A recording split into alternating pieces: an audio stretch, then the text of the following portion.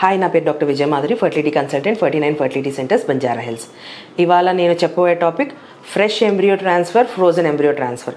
Embryo transfer అంటే మామూలుగా IVF చేసిన తర్వాత ఫామ్ అయ్యే ఎంబ్రియోస్ని ఆడవాళ్ళ గర్భసంచిలో పెట్టే ప్రొసీజర్ని ఎంబ్రియో ట్రాన్స్ఫర్ అంటాం. దీంట్లో కూడా 2 టైప్స్ ఉంటాయి, fresh embryo transfer and frozen embryo transfer. Fresh అంటే ఇప్పుడు ఫర్ సపోజ్ ఈ మంత్లో మనం ఐవీఎఫ్ చేయించుకున్నాం అంటే ఎగ్ పికప్ అయింది, తర్వాత 5 డేస్కి మనకి ఎంబ్రియో ఫామ్ అయింది. ఎమ్మటే పెట్టేస్తాం అనమాట. 5th day of the embryo form అయిన ఎమ్మటే అదే సైకిల్లో ఎంబ్రియో ట్రాన్స్ఫర్ చేస్తే దాన్ని ఫ్రెష్ ఎంబ్రియో ట్రాన్స్ఫర్ అంటాం. ఫ్రోజన్ ఎంబ్రియో ట్రాన్స్ఫర్ అంటే ఐవీఎఫ్ చేసిన తర్వాత ఫామ్ అయిన ఎంబ్రియోస్ మనం ఫ్రీజ్ చేసేస్తాం. ఫ్రీజ్ చేసి కొంతమంది 1 మంత్ తర్వాత, కొంతమంది 4-5 మంత్స్ తర్వాత ఎంబ్రియో ట్రాన్స్ఫర్ చేయించుకుంటారు. ఇలాంటి దాన్ని మనం ఫ్రోజన్ ఎంబ్రియో ట్రాన్స్ఫర్ అంటాం. అసలు ఎవరికి ఫ్రెష్ ఎవరికి ఫ్రోజన్ అనేది కూడా చెప్తాను.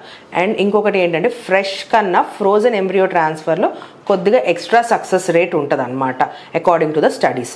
సో ఈ ఫ్రెష్ ఎంబ్రియో ట్రాన్స్ఫర్ ఎవరికైతే ఫ్యూ ఎగ్స్ ఉన్నాయో, మినిమల్ స్టిమ్యులేషన్ చేశామో, ఓవరీస్ ఓవర్గా స్టిమ్యులేట్ అవ్వని patients, and endometrial thickness during the stim నార్మల్గా ఉండి, హార్మోన్స్ నార్మల్గా ఉండి, మనకు వచ్చే ఎంబ్రియోస్ మరి 1 or 2 అట్లా ఉన్నప్పుడు మళ్ళీ ఎక్స్ట్రా కాస్టింగ్ పేషెంట్కి అవ్వకుండా ఇన్స్టెడ్ ఆఫ్ ఫ్రీజింగ్ మనం ఎమ్మటే ఎంబ్రియో ట్రాన్స్ఫర్ చేస్తే, ఎంబ్రియోస్ తీసుకెళ్ళి గర్భసంచిలో పెడితే సక్సెస్ అయ్యే పేషెంట్స్ కొంతమంది ఉంటారనమాట.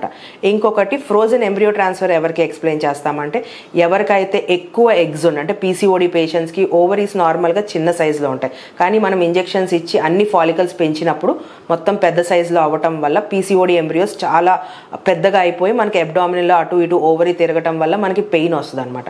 అండ్ హార్మోనల్ ఇంబ్యాలెన్స్ కూడా చాలా ఎక్కువ ఉంటుంది పీసీఓడి పేషెంట్స్. ఇలాంటి పేషెంట్స్ లేదంటే గర్భసంచిలో ఎవరికైనా గడ్డలు అంటే ఫైబ్రాయిడ్స్ ఉన్నా, ఎడినోమయోసిస్ గర్భసంచి వాపు ఉన్నా ఇలాంటి పేషెంట్స్కి, లేదంటే గర్భసంచి పొరలో ఏదైనా పాలిప్స్ చిన్న చిన్న కణితలు లాంటివి ఉన్నా ఇలాంటి పేషెంట్స్కి మనము ఫ్రోజన్ ఎంబ్రియో ట్రాన్స్ఫర్ చేస్తాం అనమాట. ఎందుకు అంటే ఈ ఫ్రోజన్ ఇట్లా పీసీఓడి ఉన్న వాళ్ళకి ఆ ఓవరీస్ పెద్ద సైజ్ అయిపోతాయి. ఒక 1 మంత్ గ్యాప్ ఇస్తే అవి నార్మల్ స్టేజ్కి వచ్చిన తర్వాత హార్మోన్స్ కూడా నార్మల్ అయ్యి గర్భసంచిలో మనం లైనింగ్ ప్రిపేర్ చేసుకుంటే మంచిగా ఎంబ్రియో ట్రాన్స్ఫర్ ఈజీగా అవుతుంది అండ్ పేషెంట్కి కూడా ఏం డిస్కంఫర్ట్ ఉండదు. అండ్ కొంతమందికి ఫైబ్రాయిడ్స్, ఈ గర్భసంచి వాపు, ఎడినోమయోసిస్ ఇట్లా ఉన్న పేషెంట్స్కి మనం ఈ ఊసైట్స్ ఆర్ ఎంబ్రియోస్ అనేది ఫ్రీజ్ చేసుకున్న తర్వాత ఒక 2 to 3 months వాళ్ళకి ఇంజెక్షన్స్ ఇవ్వాలి వస్తుంది అనమాట.